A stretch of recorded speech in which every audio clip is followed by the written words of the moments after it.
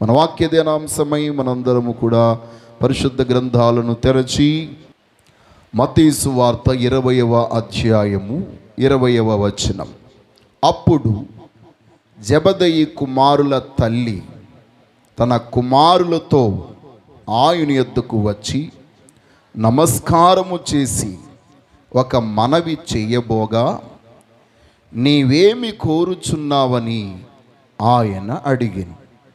అందుకామె, నీ రాజ్యమందు ఈ నా 2 కుమారులలో ఒకడు నీ కుడివైపునను ఒకడు నీ ఎడమ వైపునను కూర్చుండ సెలవిమ్మని ఆయనతో అనెను. చదవబడినటువంటి లేఖనములో నుండి దేవుడు మనతో మాట్లాడునుగాక. ఆమేన్. ప్రియమైన బిడ్డలారా, ఈ వాక్యాన్ని ఒకంత మనము ధ్యానించుకుందాం. చదవబడినటువంటి వాక్యాన్ని మనం పరిశీలన చేస్తే, జెబెదయి కుమారుల తల్లి అని ఇక్కడ చెప్పబడింది. ఈమె సలోమి. ఈమె పేరు సలోమి. సలోమి అనగా పీస్, సమాధానము, నెమ్మది కలిగించేది, విశ్రాంతి కలిగించేది. ప్రియమైన వాళ్ళరా, ఈమెను గురించి ముమ్మారు బైబిల్ చెప్తుంది. ఈమె యేసుక్రీస్తు వారు సమాధి చేయబడిన తర్వాత పునరుత్థాన దినమందు ముందుగానే ఈమె కూడా సమాధి యొద్దకు వెళ్ళి ప్రభు యొక్క దర్శనం పొందడానికి అక్కడ వీక్షించినట్టుగా మనం చూడగలుగుతున్నాం. దేవునికి స్తోత్రం. హల్లెలూయా. కాబట్టి ఈ సలోమి మరియా యొక్క బంధువు. కాబట్టి ఈ జెబెదయి కుమారులు ఇద్దరు యోహాను, యాకోబు, లేక యాకోబు యోహాను. యాకోబు పెద్దవాడు, యోహాను చిన్నవాడు. 2 కుమారులు యొక్క తల్లికి ఉన్నారు. అయితే యేసుక్రీస్తు వారు ఆ సమయంలో శిష్యులందరినీ ఏకాంతముగా తీసుకుని వెళ్ళి వారందరికీ కూడా ఆ 12 మంది శిష్యులను ఏకాంతంగా తీసుకుని వెళ్ళి ఆయన మనుష్య కుమారుడు ప్రధాన యాజకులకును శాస్త్రులకును అప్పగించబడి వారు ఏ విధముగా ఆయనకు మరణశిక్ష విధిస్తారో, ఆయన ఏ విధంగా అపహాస్యం చేస్తారో, ఎంత ఘోరాతి ఘోరంగా ఆయన్ని సిలువ వేస్తారనే విషయాలను ఆ 12 మంది శిష్యులకు తెలియజేశారు. అలాంటి సందర్భంలో అప్పుడు అనే మాట ఇక్కడ మనం చూస్తున్నాం. దేవునికి స్తోత్రం. అప్పుడు జెబెదయి కుమారుల తల్లి తన కుమారులతో ఆయన యొద్దకు వచ్చి, దేవునికి స్తోత్రం.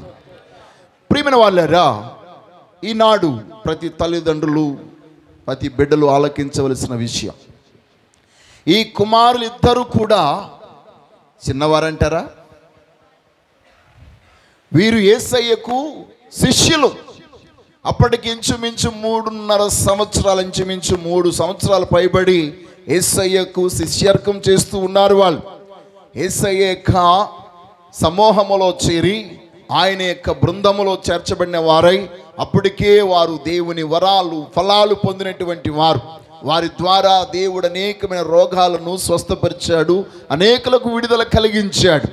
అయితే ఈ జెబెదయి కుమారులైనటువంటి 2 కూడా వృత్తిరీత్యా వారు జాలరులైనప్పటికీ ప్రభు పిలుపు మేరకు వారు యేసయ్య శిష్యులుగా తీర్చబడ్డారు. ప్రియమైన వాళ్ళారా, వారు పెద్దవారు, యవన ప్రాయములో ఉన్నారు కానీ పెద్దవారుగా ఉన్నారు.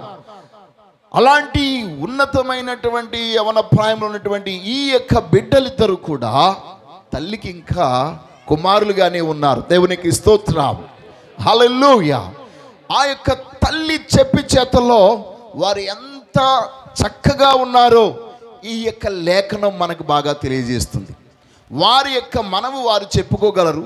ఎందుకంటే బైబిల్లో మనం చూస్తాం, ఒక యవనస్తుడిని యేసు ప్రభు వారు స్వస్థపరిస్తే ఆ చుట్టుపక్కల ఉన్న వాళ్ళందరూ వచ్చి ఈయన స్వస్థపరచండి, ఎవరో మాకు తెలియజేయండి అని అంటే ఆ వాడి సంగతం వాడు ఎరుగును, వాడికి వయసు వచ్చింది, వాడి సంగతి వాడు చూసుకుంటాడు. మాకు తెలియదు వాడి సంగతి ఏంటో. ఎందుకంటే వాడి గురించి చెప్తే లేనిపోని సమస్య వచ్చేతను తప్పించుకుని తిరిగినటువంటి తల్లిదండ్రులు ఉన్నారు. అలాంటి పరిస్థితుల్లో కూడా ఈ యొక్క తల్లి వారు విన్నటువంటి మాట చాలా భయంకరమైన మాట. ఏంటది? ఇదిగో మనుష్య కుమారుడిగా వచ్చిన నన్ను మరణ శిక్షకు అప్పగించే సమయం ఆసన్నమైంది. కాబట్టి పరిసయ్యులు, శాస్త్రులు, ప్రధాన యాజకులు నన్ను మరణానికి అప్పగిస్తారు, సిలువ మరణం పొందుతాను నేను. కాబట్టి మీరు జాగ్రత్తగా ఉండాలనేటువంటి విషయాలను ఏకాంతంగా వారికి తెలియజేసినప్పుడు ఈ యొక్క బిడ్డలు వెళ్ళి ఆ తల్లికి చెప్పుంటారంటారా, లేకపోతే తల్లి కూడా ఆ మాట విన్నదంటారా? చెప్పే ఉంటారు. కారణం ఏంటంటే ఏకాంతంగా వారిని తీసుకువెళ్ళాను అనే మాట ఇక్కడ గమనిస్తూ ఉన్నాం. మరి ఏకాంతముగా వారిని తీసుకువెళ్ళినప్పుడు జబదయ్య తల్లి అలాగే జబదయ్య కుమారుల యొక్క తల్లి సలోమి అక్కడ లేదు. మరి కుమారులు ఇంటికి వెళ్ళిన తర్వాత తల్లితో ఈ విషయాలన్నీ చెప్పుండొచ్చు. ఇదిగో ప్రభు వారిలా మాతో చెప్పారు, ఆయన ఇంకా కొద్ది కాలం మాత్రమే మన మధ్య ఉంటారు అని చెప్పినటువంటి మాటలు చెప్పినప్పుడు ఆ తల్లి ఆ ఇద్దరిని చేయి పట్టుకుని యేసు యొద్దకు వచ్చింది. దేవునికి స్తోత్రం, హల్లెలూయా. ప్రియమైన బిడ్డలారా, తల్లికి బిడ్డలు ఎంత పెద్దవాళ్ళు అయిపోయినా పిల్లలే కదా. పిల్లలు కదంటారా? తల్లికి పిల్లలు పిల్లలేనా, పెద్దోళ్ళు అంటారా? కొన్ని సందర్భంలో పెద్దోళ్ళు అయిపోతారు లేండి వాళ్ళు. నువ్వెంత పెద్దోడు అయిపోయావురా, పెద్ద పెద్ద మాట్లాడుతున్నావు, నువ్వెంత పెద్దోడు అయిపోయావురా, ఏం మాట్లాడుతున్నావు నీకే తెలియట్లేదు అని అంటూ ఉంటాం కదా. అది పెద్దరకం గురించి అని మాటలు కాదవి. వినకూడని మాటలు విన్నప్పుడు, చేయకూడని పనులు వాళ్ళు చేసినప్పుడు పెద్దోళ్ళు అయిపోయారని మనం అంటూ ఉంటాం. ఆ యొక్క పదాన్ని వారికి జోడిస్తూ ఉంటాం. కానీ ఇక్కడ ఈ జబదయి కుమారులు ఇద్దరు కూడా యాకోబు, యోహానులు తల్లి చెప్పిన మాటకు లోబడినటువంటి వారు. అంటే ఆ తల్లి వాని ఎంత భయభక్తుల్లో పెంచిందో చూడండి. దేవునికి స్తోత్రం కలుగునుగాక. ప్రతి తల్లి కూడా వారి బిడ్డలను అలాగా పెంచునుగాక. వారు పెద్దవారైపోయారు. వారు ఏం చేయాలంటే వారు స్వయ నిర్ణయముతోనే వారు నిర్ణయాలు తీసుకుంటూ ఉన్నారు. అలాంటి నిర్ణయాలు తీసుకునేటువంటి వయసులో కూడా ఆ ఇద్దరు కూడా తల్లి చెప్పిన మాటకు లోబడ్డారు. దేవునికి స్తోత్రం కలుగునుగాక. ప్రియమైన వాళ్ళారా, ఆ ఇద్దరిని యేసయ్య యొద్దకు తీసుకుని వచ్చింది. ప్రభు యొక్క వాక్యం చెప్తుంది కదా, పిల్లలు ఎవరైనా తీసుకుని వస్తున్నప్పుడు ప్రభు చెప్పాడు, వారిని నా యొద్దకు రానివ్వండి, వారిని ఆటంకపరచకండి, పరలోక రాజ్యం అట్టి వారిదే అని అన్నాడు. ప్రియమైన వాళ్ళారా, ఇక్కడ మనం గమనించినప్పుడు యేసయ్య యొక్క మాటకు ఆమె లోబడింది. తన పిల్లలను, ఆ ఇద్దరి పిల్లలను ఎక్కడ తీసుకొచ్చింది? యేసు యొద్దకు తీసుకుని వచ్చింది. వారు ఎక్కడున్నారు? అప్పటి వరకు ఆయన దగ్గరే ఉన్నారు కదా, ఆయనతోనే ఉన్నారు కదా.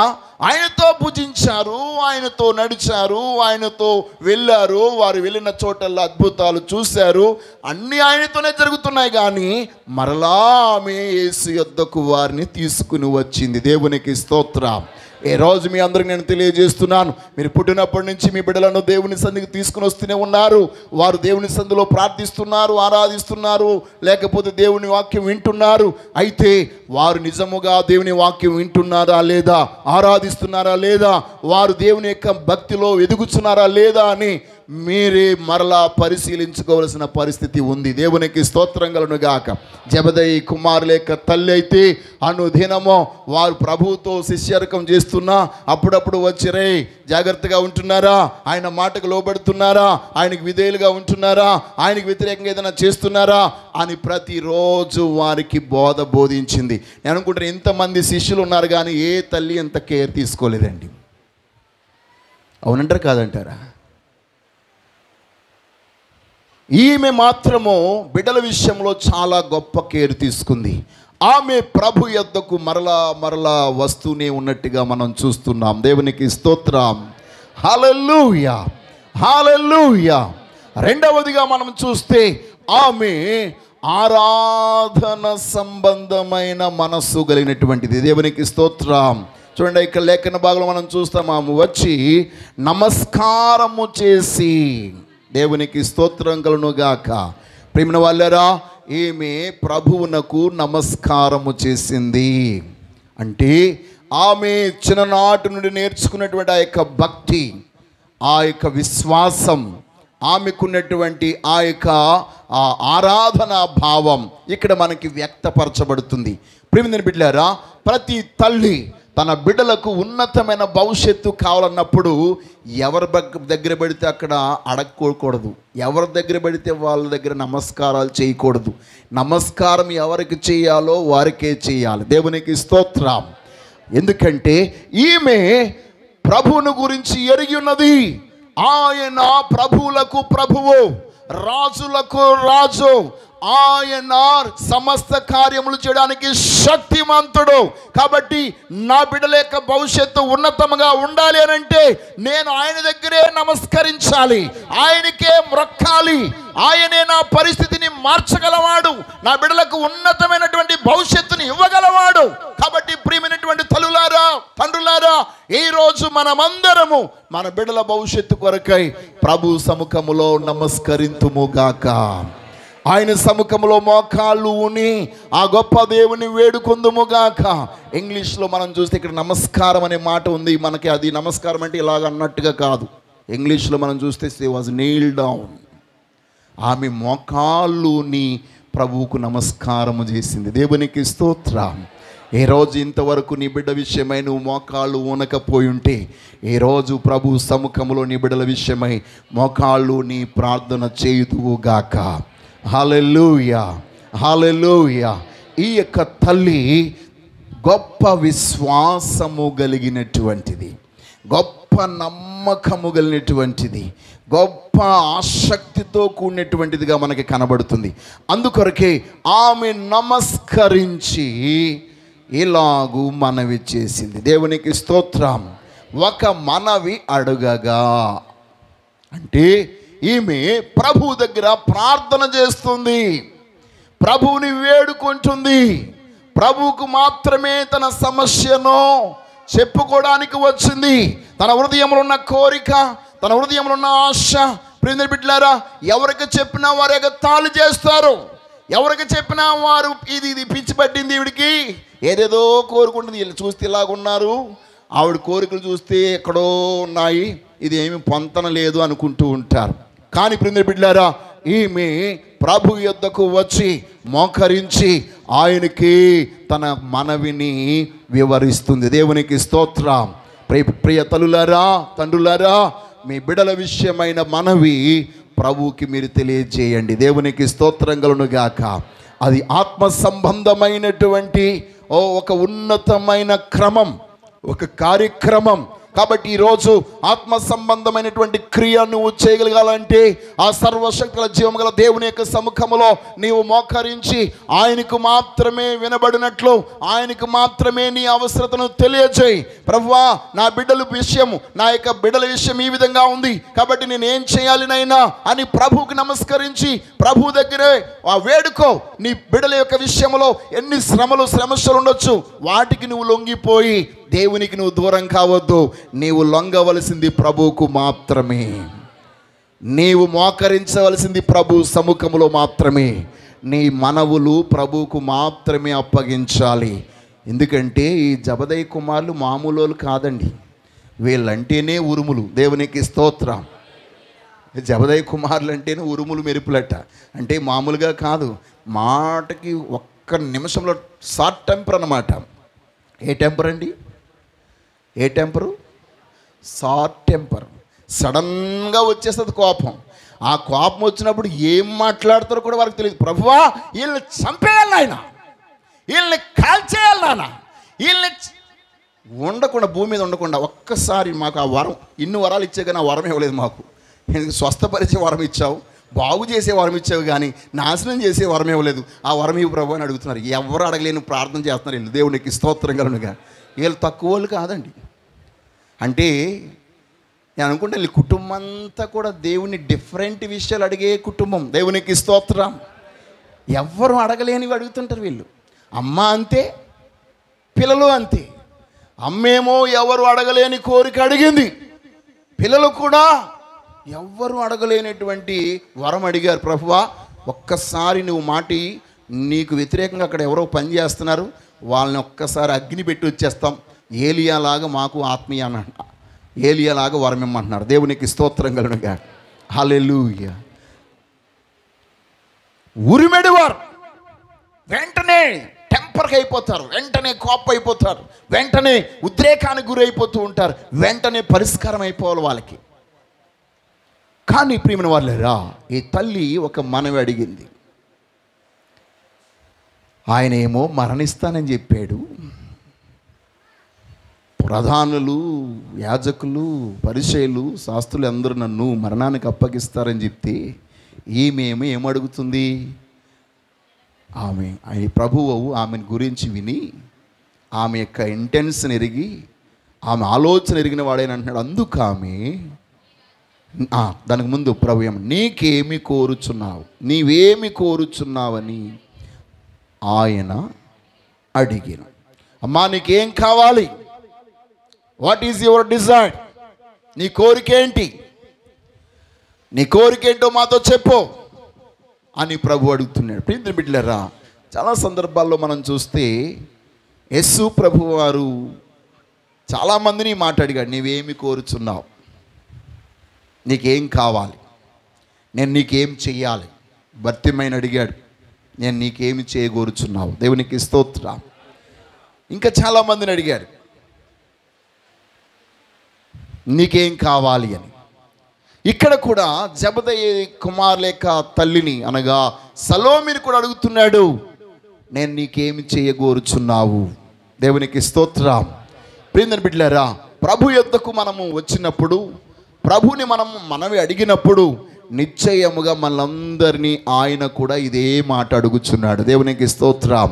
ఈరోజు మీ ఆత్మ సంబంధమైన చెవులు తెరవబడునుగాక, మీ మనోనేత్రాలు తెరవబడునుగాక, మీ హృదయాలు తెరవబడునుగాక. అప్పుడు నిశ్చయముగా దేవుని స్వరం మీకు ఎప్పుడైతే వినబడుతుందో అప్పుడు ఆ దేవుని మీరు ఏమి కోరుకోవాలో అది మీకు తెలుస్తుంది. దేవునికి స్తోత్రం. అయితే ఆమె అడుగుతుంది కదా, అందుకు ఆమె నీ రాజ్యమందు ఈ నా ఇద్దరు కుమారుల్లో ఒకరు నీ కుడి వైపునను ఒకడు నీ ఎడమ వైపునను కూర్చుండా సెలవిమ్మని ఆయనను అడిగాను. దేవునికి స్తోత్రం. ఈ తల్లిలో స్వార్థం ఉందంటారా? ఈ తల్లిలో పక్షపాతం ఉందా? తల్లులారా, బిడ్డలను పెంచి మీరు జాగ్రత్తగా గమనించాలి. నైనా నా పెద్ద కుమారుని కుడి పక్కన కూర్చోబెట్టు, నా చిన్న కుమారుని నీ ఎడం పక్కన కూర్చోబెట్టు అని ప్రార్థన చేయలేదు ఈమె. దేవునికి స్తోత్రం. మనమైతే అలా చేస్తాం. ఎవరు బాగా ఇష్టం ఉంటారో వారిని ఏమో కుడి ప్రక్కనే ఉంచుకో ప్రభువా, ఈడున్నాడు, ఈడు అప్పుడప్పుడు తొంటర పనులు చేస్తాడు, ఈయన కొంచెం ఎడమగా ఉంచినా పర్లేదు కాబట్టి ఎడమ ప్రక్కన పెట్టుకో అని అంటాం. అవునా కదా? మీ ఇంట్లో ఇద్దరు పిల్లలు ఉన్నారు, కొడుకు కూతురు, లేకపోతే ఇద్దరు కొడుకులు, లేకపోతే ఇద్దరు కూతురులు, ఇద్దరిని మీరు సమానంగా చూస్తారు, గుండె మీద చేసి చెప్పండి. కొంతమంది ఒకరింటినే ఇష్టం కాబట్టి వాళ్ళకే అన్నీ పెడతారు, వాళ్ళ కోసమే కాపాడతారు, వాళ్ళ కోసమే కాబట్టి ఆ ఉన్నవాడికి ఇంకా ఎర్రొచ్చేసి వీడికి ఉన్నవి కాకుండా వాడుకున్నవి కూడా రెండూ కలిపి ఏం చేస్తాడు? లాగేస్తూ ఉంటాడు. అంటే మనమే కోరుండి ఇంట్లో విలల్ని తయారు చేస్తున్నాం. దేవునికి స్తోత్రం. ఏ తల్లి కూడా ఇంట్లో విలల్ని కాదు తయారు చేయవలసింది, బిడ్డలను తయారు చేయాలి. దేవునికి స్తోత్రం. హల్లెలూయా. అమ్మా గమనించండి, ఈ కాలము చాలా భయంకరమైనటువంటిది. ఒకప్పుడైతే అవన్నీ ఎవరు పట్టించుకునేవారు కాదు, కానీ ఇప్పుడు అలాగా కాదు. అందరికీ అన్నీ తెలుసు, పుట్టినోళ్ళకి కూడా తెలుసు, చిన్న పిల్లలకి 6 మాసాల పిల్లలకు కూడా తెలుసు. వాళ్ళు ఉండగానే ఇంకొకరిని ప్రేమిస్తే వాళ్ళు ఒప్పుకోరు, ముఖం వెంటనే ముడిచేస్తారు, ఏడుపు మొదలెట్టేస్తారు. అలాంటి కాలంలో మనం ఉన్నాం. మీరు ఇంకా భేదాలు చూపిస్తే ఎలాగవుతుంది? కాబట్టి భేదము చూపించకుండా ఉండాలంటే ఈ యొక్క సలోమిలాగా మీరు ఉండాలి. దేవునికి స్తోత్రం. సలోమి చెప్తుంది, ఆ యొక్క ఇద్దరు బిడ్డల్లో ఏ విషయంలో ఏ భేదము ఆమె కనపరచలేదండి. నాకు 2 కుమారులు ఉన్నారు, మీకు తెలుసు కదా ప్రభువా, ఒక్కడిని నీ కుడి ప్రక్కన, ఎవరైతే వాళ్ళు, ఒక్కరిని నీ ఎడం ప్రక్కన, ఎవరిని పడితే వాళ్ళు, ఇద్దరిని పలానా వాళ్ళని ఇక్కడ కూర్చోబెట్టు, పలానా వాళ్ళని అక్కడ కూర్చోబెట్టి నేను అనట్లే. చెప్పాలంటే యాకోబు దగ్గరికి యోసేపు తన బిడ్డలను తీసుకుని వచ్చినప్పుడు తాను యాకోబు ఆశీర్వదిస్తుంటే యోసేపు, అయ్యా డాడీ అలాగ కాదో, ఇలాగ నువ్వు ఆశీర్వదించాలి, నీకు కనబడట్లేదు అని అన్నాడు. అవునా కదా? కానీ ఇక్కడ సలోమి గురించి మనం చూస్తే ఈమె అలాంటి భేదాలు చూపించకుండా, ప్రభువా నీవు ఒక్కరిని నీ కుడి ప్రక్కన, ఒక్కరిని నీ ఎడం ప్రక్కన నీ రాజ్యంలో కూర్చుండబెట్టు. ప్రియమైన బిడ్డలారా, ఈమెకు తెలుసు ప్రభువు మరణానికి అప్పగించబడుతున్నాడు, ప్రభువు సిలువ వేయబడబోతున్నాడు, ప్రభువు యొక్క సమాధి చేయబడుతున్నాడు. కానీ ఆయన రాజ్యము శాశ్వత రాజ్యం, ఆయన నిత్యము ఉండువాడు. ఈ ప్రభువునకు మరణము లేదు, ఈయన నిత్యము ఉండే దేవుడు. కాబట్టి నాకు ఈ లోకములో కాదు, ఆ నిత్య రాజ్యములో నా బిడ్డలు కూడా ఉన్నతమైన వారిగా ఉండాలి. దాని కొరకు ఏమైపోయినా పర్వాలేదు, వారి లోకరీతిలో లోకములో ప్రభు కొరకు మరణించినా పర్వాలేదు, కానీ ప్రభుతో పాటే నా బిడ్డలు ఉండాలి. దేవునికి స్తోత్రం కలుగును గాక. హల్లెలూయా, హల్లెలూయా, హల్లెలూయా. అంతకు ముందే ఆమె ఆలకించింది. తన కుమారుని చెప్పి, ఇదిగో ప్రభు ఇలాగా చనిపోతారట, ఇలాగ అప్పగించబడతారు, ఇలాగ పరిసయ్యులు శాస్త్రులు మరణానికి అప్పగించి సిలువ వేస్తారని చెప్పినటువంటి విషయాలన్నీ కూడా విని కూడా ఈమె వచ్చి ఈ మనవి అడుగుతుంది, నీ రాజ్యములో నా కుమారుడు ఒకరు నీ కుడి ప్రక్కన ఉండాలి, ఒకరేమో నీ ఎడమ ప్రక్కన ఉండాలి. ప్రియమైన వాళ్ళారా, ఈరోజు మనము కూడా అలాంటి ఉన్నతమైన దర్శనము గలవారమై ఉందుముగాక. అలాంటి ఉన్నతమైన ఒక గొప్ప లక్ష్యముతో నా బిడ్డల ఉన్నతమైన భవిష్యత్తు కొరకు నేను ప్రభు సముఖంలో వేడుకొందునని మనము ప్రార్థన చేయుదుముగాక. ప్రతి తల్లికి ఈ హృదయంలో ఈరోజు దేవుడు తన మహిమ గల ఆత్మను కుమ్మరించునుగాక. ఎలాగ ప్రార్థన చేయాలో, ఏమి అడగాలో ఎరుగునట్లుగా దేవుని ఆత్మ మిమ్మల్ని బలవంతము చేయునుగాక. ఎలాగ పడితే అలాగే ఎవరో ఏదో కోరుకున్నారు అలాగ మనము కోరుకుందాం. కాపీ కొట్టే ప్రార్థనలో కూడా కాపీ కొట్టేస్తాం. మనం ప్రార్థనలో కొట్టవలసింది కాపీ కాదు, పరిశుద్ధాత్మతో మనం ప్రార్థన చేయాలి. దేవునికి స్తోత్రం, హల్లెలూయా. నేను బిడ్డలారా, ఆమె అడిగినటువంటి కోరిక చాలా క్లిష్టమైనది కదా. కాబట్టి ప్రభు ఏమన్నాడమ్మా, నీవు అడిగినది ఏం అడుగుతున్నావో నీకు తెలియట్లేదు, నేను త్రాగబోయే గిన్నెలో మీరు త్రాగలేరు, అది కష్టమంటే తాగేస్తామంటుంది ఆమె. అవునంటారు కదంటారా? ఏమంటుందండి అవి? మా వాళ్ళు తాగకపోతే నేను తాగిపించేస్తానంటుంది. ఎంతవరకైనా సరే నాకు ఏదేమైనా వాళ్ళు నీ ప్రక్కనే ఉండాలి. ఏదేమైపోని నా బిడ్డల జీవితంలో ఎప్పుడు నిన్ను వారు విడవకూడదు, నీతోనే ఉండాలి. దేవునికి స్తోత్రం, హల్లెలూయా, హల్లెలూయా. అప్పుడు చుట్టూ ఉన్న వాళ్ళందరికీ ఎక్కడ లేని కుళ్ళు వచ్చేసిందండి. అవునంటారు కదంటారా? వాళ్ళందరూ కోప్పడిపోయారట. ఏంటి వీడికి ఏమైనా పిచ్చి పట్టింది, ఈ ఇద్దరి మీద కోప్పడరు. ఎరా మేము అంత పనికి మలవలమా, మా అమ్మ బాబుని మేము తీసుకురాలేమా, నీకే అమ్మ ఉందంటూ అది వెంటేసుకుని వచ్చారు. అదేదో ఆయన్ని అడగొచ్చు కదా, ఆవిడని తీసుకురావడం ఎందుకు? ఆవిడేమో వచ్చేసి మోకరించేసి జోడించేసి చేతులు జోడించేసి ఏవేవో పెద్ద పెద్ద మాట్లాడేస్తుంది. అంటే మొత్తం క్రెడిట్ అంతా మీరే కొట్టేద్దామనా, మేము ఇన్ని సంవత్సరాలు ఆయనతో తిరిగింది ఒట్టిదేనా అని ఒకరిలో ఒకరికి ఏమొచ్చేసిందండి. అందుకొరకే అందరి దగ్గర ప్రార్థన చేయొద్దంటుంటా. దేవునికి స్తోత్రం, హల్లెలూయా. మీ ప్రార్థన నీకు నీ ప్రభువుకే తెలియాలి. పక్కోళ్ళకి చెప్పినా ప్రమాదమే. ఎందుకంటే వాళ్ళు మా బిడ్డ కోసం ఇలా ప్రార్థన చేస్తుందని చెప్పరు. మోయ అంత దురాసావిడికి వాళ్ళ కొడుకు గురించి ఏం ప్రార్థన చేస్తుందో తెలుసా అని ఊరంతా చెప్తారు. దేవునికి స్తోత్రం. ఈరోజు నీ కోరిక జీవము గల దేవుని దగ్గర ఉండును గాక. హల్లెలూయా. కానీ ఆమంటుంది కదా, ప్రభువా ఏదైపోయినా పర్వాలేదు, వారు ఎంత కఠినమైన పాత్రనైనా వారు ఏం చేస్తారు, తాగకపోతే నేను తాగిపించేస్తా, ఖచ్చితంగా వాళ్ళు మాత్రం నీతోనే ఉండాలి. ప్రియమైన బిడ్డలారా, ఒక మాట మీకు మనం అడుగుతాను నేను, ఈ తల్లి ప్రార్థన ప్రభు ఆలకించాడా? ఆలకించాడా?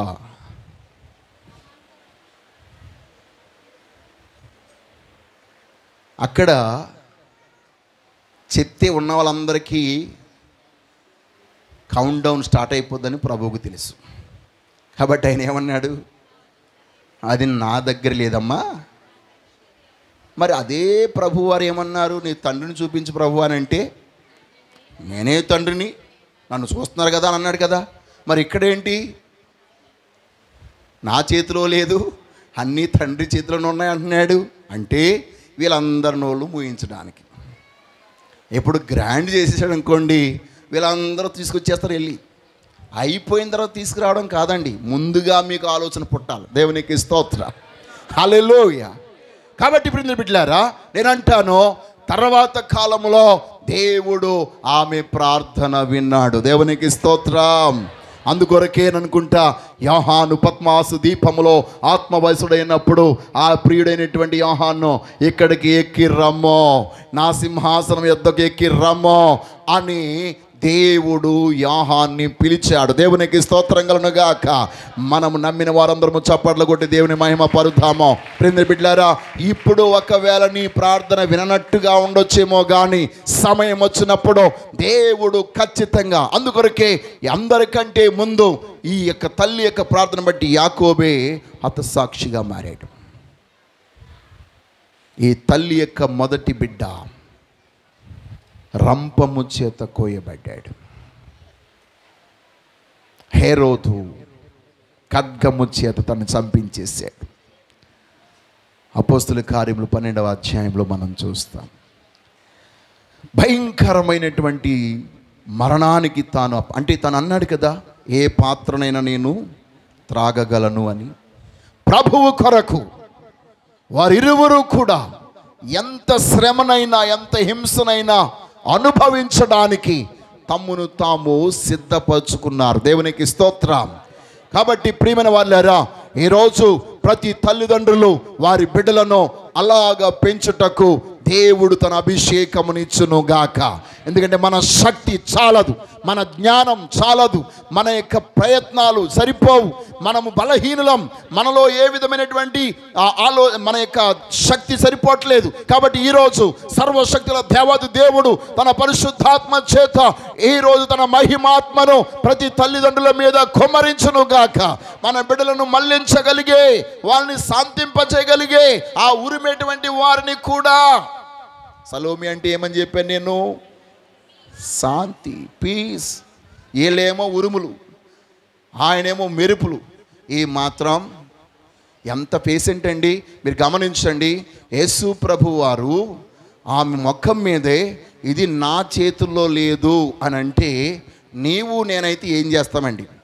రైట్, ఇక్కడ ఒక్క నిమిషం ఉన్నారంటే చంపేస్తాను. రాత్రింపగళ్ళు చేపలు పట్టడం మానేసి, దోనన్ని పక్కన పాడేసి, వాళ్ళ పక్కన పాడేసి, ఈయన వెనకాల తిరిగి మీరు ఎంత సేవ చేస్తే, ఈయనేమో ఒకే ఒక రిక్వెస్ట్ అడిగారు, ఇప్పటి వరకు ఏం అడగలేదు, ఒకే ఒక మాట, పక్కన కూర్చోబెట్టి ప్రభు అన్నాను, దానికి ఏమో ఆయన ఏమో అవధానేస్తున్నాడు. కాబట్టి ఎట్టి పరిస్థితుల్లో ఈయనతో తిరిగారంటే మీ కాళ్ళు ఎరగొట్టేస్తానని చెప్పేసి ఏం చేస్తాం మనమైతే? చెప్పండి, ఏం చేస్తాం? ఈ రోజు గనక అలాంటి సంఘటన ఇక్కడ జరిగితే ప్రతి తల్లి వాళ్ళ మేడ మీద ఉన్నా సరే ఇక్కడి నుంచి ఎగిరిపోతారు పైకి. రారా, ఒక్క నిమిషం మనకి చర్చిలో పని లేదు, ఇంకా get out, will go out. నిజంగా సలోమి శాంతిమూర్తి కదా. ఆమె చూడండి, మారు మాట, ద సేమ్ టైం ఆ చుట్టుపక్కల వాళ్ళందరూ ఎగతాళి చేయడం ఆల్రెడీ ప్రారంభించేశారు కదా. అరే, ఈయన అండం మాత్రమే కదా, ప్రభువా నువ్వు అలాగంటే అందరూ లేనప్పుడు అని ఉంటే బాగుండు కదా అనే మాట కూడా ఆమె నోట రాలేదు. ఆమె శాంతంగానే ప్రభు హృదయము ఎరిగిన ఆమె. ఎందుకంటే ఇక్కడ ఆయన చెప్తే ప్రాబ్లం స్టార్ట్ అవుతుందని ఇలాగ చెప్పాడు అని ఆంతర్యాన్ని ఎరిగిన సలోమి శాంతముతో అక్కడి నుంచి వెళ్ళిపోయింది. దేవునికి స్తోత్రం కలుగునుగా. ఈరోజు అలాంటి నా శాంతినే మీకు అనుగ్రహించుచున్నానని చెప్పిన ప్రభు యొక్క అభిషేకం మీ మీదకు వచ్చునుగాక. కారణం ఏంటంటే, ఉద్రేకం తొందరపాటు నిర్ణయాలను తీసుకునేలా చేస్తుంది. ఆ తొందరపాటుతనము అనార్థాలకు దారి తీసేస్తుంది. చెయ్యకూడని పనులు మన చేత చేయించేస్తుంది, అనకూడని మాటలు మన చేత అనిపించేస్తుంది. కానీ సలోమి అలాగ కాదు. కాబట్టి తల్లి తండ్రి అలాగ శాంతముతో ఆలోచన చేయుదురుగాక. ఎందుకు దేవుడు నాకు నా మనవి వినలేనట్టుగా మాట్లాడుతున్నాడు? కారణం ఏంటి అని ఆలోచించగలిగే శాంతము మనకు అనుగ్రహిస్తే నిశ్చయముగా మనకి జవాబు దొరికేస్తుంది. దేవునికి స్తోత్రం కలుగునుగాక. హల్లెలూయా. కాబట్టి ఈరోజు ప్రియమైన బిడ్డలారా, మనమందరము కూడా ఆ సలోమిలాగా ఉన్నతమైన తల్లిగా మన ముందుముగాక. వాళ్ళందరికీ గెడ్డాలు వచ్చేసాయి, మీసాలు వచ్చేసాయి, పెద్దోళ్ళు అయిపోయారు, కండ్ల వీరులు. వాళ్ళందరూ ఆ ధోని యొక్క కర్రను తిప్పి ఆ వలలు వేసి ఆ చేపలు లాగి ఒక్కొక్కరు కండల వీరులుగా. మామూలు కాదండి వాళ్ళు. ఎవరండి? Body builders. ఆ తర్వాత మీరు చూడండి, ఈ మురుములు మెరుపులుగాడు ఆయన రొమ్మును ఆనుకుని శాంతంగా. ఆ తర్వాత చూస్తే ఏ ఉరుములు లేవు, మెలుపులు లేవు, ప్రేమ కావ్యం రాస్తున్నాడు. 3 పత్రికల్లోనూ ప్రేమే ప్రేమ, ప్రేమే ప్రేమ, దేవుని యొక్క ప్రేమ అంటాడు. దేవుడు ప్రేమ స్వరూపి అయి ఉన్నాడు అని చెప్పినటువంటి ఏకైక అపోస్తులుడని యోహాను. దేవునికి స్తోత్రం. హల్లెలూయా, హల్లెలూయా. అంటే ఆ తల్లిలో ఉన్న ప్రేమ ఇప్పుడు ఎవరిలోకి వచ్చేసింది? కుమారుల్లోనికి వచ్చేసింది. అందుకొరకే బైబిల్లో మనం చూస్తే ఇలాగ ఉన్నటువంటి తల్లిదండ్రులు చాలామంది ఉన్నారండి. క్రొత్త నిబంధనల గురించి నేను చెప్తున్నాను. క్రొత్త నిబంధనలు మరొక తల్లిని మనం చూస్తే లూదియా. ఎవరండి? లూదియా. ఆమె గురించి మనం చూస్తే చాలా కష్టజీవి, రాత్రింబగళ్ళు పనిచేసేటువంటి స్త్రీ. అందుకొరకే ఆమె ఒక పట్టణం నుండి మరొక పట్టణానికి వెళ్ళి ఓదారంగు పొడిని అమ్ముతూ వ్యాపారం చేస్తూ ఉంది. వ్యాపారం చేసేటువంటి స్త్రీ మాత్రమే కాదు, కష్టపడి పనిచేసే స్త్రీ మాత్రమే కాదు, ఆమె దైవ భక్తి కలిగిన స్త్రీ. దేవునికి స్తోత్రం. హల్లెలూయా. ఎక్కడ జనాభా గుంపు కూడితే అక్కడికి వెళ్ళిపోద్ది మీ వ్యాపారం చేయడానికి. కానీ అక్కడికి వెళ్ళినప్పుడు ఆ ప్రార్థనా సమూహములో కూడా బిజినెస్ చేయడానికి వెళ్ళింది, ఏమే వ్యాపారం చేయడానికి వెళ్ళింది. కానీ దేవుడు పౌలు మాట్లాడే మాటల ద్వారా ఈమె హృదయాన్ని తెరిచాడు. దేవునికి స్తోత్రం. హల్లెలూయా. ఈమె హృదయం ఎప్పుడైతే తెరవబడిందో ఆమె రక్షణ పొందింది. దేవునికి స్తోత్రం. ఆమె ఒక్కటి మాత్రమే రక్షణ పొందలేదు, తన ఇంటి వారందరికీ రక్షణ అనుగ్రహింపజేసింది. నమ్మిన వారందరూ చప్పట్లు కొట్టి దేవుని మహిమ పరుద్దాం. అంతేకాదు, తన ఇంటికి దైవజనులను సహితము ఆహ్వానించింది. అన్యురాలైనటువంటి ఈమె విశ్వాసిగా, మొదటి విశ్వాసిగా ఆ ఫిలిప్పి పట్టణములో ఈమె ప్రభువుకు తన ఇంటిని అప్పగించింది. దేవునికి స్తోత్రం కలుగునుగాక. ఆ యొక్క తల్లి చూడండి, ఆ లూదియా కూడా తన ఇంటి వారందరికీ రక్షణ కలిగించింది. అంతేకాదు, తను అంటుంది, నేను ప్రభువునందు విశ్వసించిన దాన్నని మీరు ఎంచితే నా ఇంటికి రండి. దేవునికి స్తోత్రం. ఆమెకు ప్రభు మీద ఉన్నటువంటి విశ్వాసం, ప్రభు మీద ఉన్న తనకున్న నమ్మకం. ఎందుకు ఆ మాట ఉందనుకుంటున్నారు? యూదులు అన్యుల ఇంటికి వెళ్ళకూడదు, కానీ ఈమె అంటుంది, నేను విశ్వసించానంటే విశ్వాసం కలిగిన వారందరూ అబ్రహాము సంతానం. దేవునికి స్తోత్రం. She was claiming that ఎవరైతే ప్రభు అయిన యేసుక్రీస్తునందు విశ్వాసము కలిగి నమ్మిక ఉంచున్నారో వారందరూ అబ్రహాము సంతానంగా తీర్చబడ్డారు. నేను ఆత్మీయముగా దేవుని బిడ్డనే, కాబట్టి మీరు ఎంచితే నా ఇంటికి రండి అని తన ఇంటి వారందరికీ రక్షణ సువార్తను ప్రకటించి వారందరూ రక్షణ పొందినట్లు చేసింది. కాబట్టి ప్రియమైన వాళ్ళారా, ఈరోజు మీరందరూ కూడా అలాగా ఉన్నతమైన తల్లులుగా ఉందురుగాక. మరొక తల్లిని మనం చూస్తాం, తిమోతి యొక్క తల్లి, వారి యొక్క అమ్మమ్మ. వారు కూడా ఎంతో భక్తి కలిగినటువంటి కుటుంబంగా కనబడుతున్నారు. అందరికంటే ఎక్కువగా మరియ తల్లి, మరియా యేసు తల్లినా మరియా. కాబట్టి ప్రియమైన బిడ్డలారా, క్రొత్త నిబంధనలోను పాత నిబంధనలోను అద్భుతమైనటువంటి తల్లులు ఉన్నారు. దైవ ప్రత్యక్షతను ఎరిగినటువంటి తల్లులు ఉన్నారు. దేవుని యొక్క దర్శనముతో ముందుకు పిల్లలను నడిపించి పెంచినటువంటి తల్లులు ఉన్నారు. అలాగా మీరును కూడా ఉండి ప్రభు యొక్క ఉన్నతమైనటువంటి కృపకు పాత్రులుగా ఉండి మీ బిడ్డలకు మీ ప్రార్థన ద్వారా, మీ విశ్వాసం ద్వారా, మీ భక్తి ద్వారా, మీ ఆరాధన ద్వారా వారికి ఒక గొప్ప ఉన్నతమైన భవిష్యత్తు మెట్టు మెట్టుకు దేవుడు అనుగ్రహించునుగాక. ఆమేన్. దేవుడి మాటలను బట్టి మిమ్మల్ని దీవించునుగాక. Everybody close your eyes and look to Jesus. Hallelujah. సర్వాధికారివైన మా తండ్రి, నీ ఉన్నతమైన నామమునకు లెక్కలేని కృతజ్ఞతాస్తుతులు, స్తోత్రాలు, వందనాలు. ఇంతవరకు నీ సన్నిధి మీరు మాకు తోడై ఉంచారు. ఈ సమయంలో ప్రభువా నైనా ఈ యొక్క మదర్స్ డే సందర్భముగా ప్రభువా తల్లులు, ఆత్మ సంబంధమైనటువంటి తల్లులు ఏ విధముగా తమ బిడ్డలను పెంచారో, ఏ విధముగా వారు ప్రభు యొద్దకు వారిని నడిపించారో, ఏ విధముగా వారికి రక్షణ భాగ్యాన్ని కలిగించారో, వారు ఉన్నత భవిష్యత్తు కొరకే నీ సందులు ఎలాగ మొరపెట్టారో కొన్ని విషయాలు మేము నేర్చుకోవడానికి సహాయం చేశారు.